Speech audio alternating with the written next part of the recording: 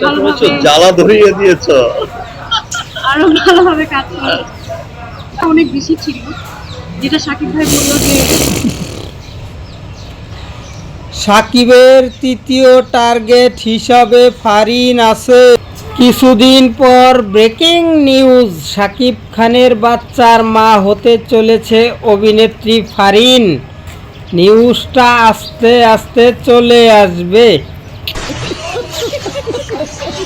মতলব আছে এবার একে টার্গেট করেছে, তার মানে সাকিব আবার বাবা হতে চলেছে।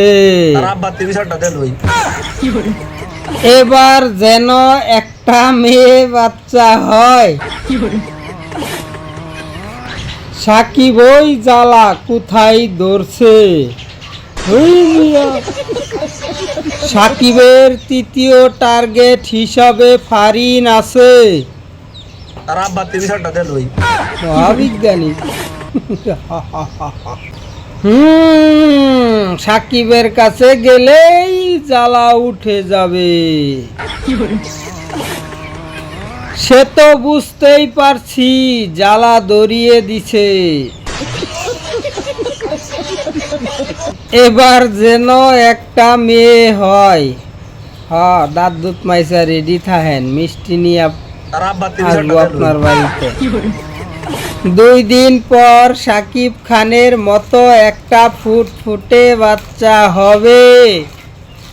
ভাই কিন্তু আমার চেহারার বর্ণনা দিয়ে দিছে।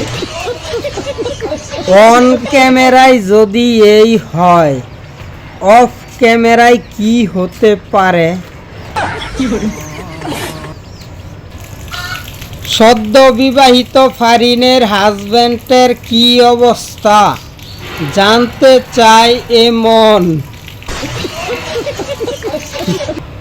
সাকিব ভাই ওর মিল্কের দিকে তাকাইলো কেন?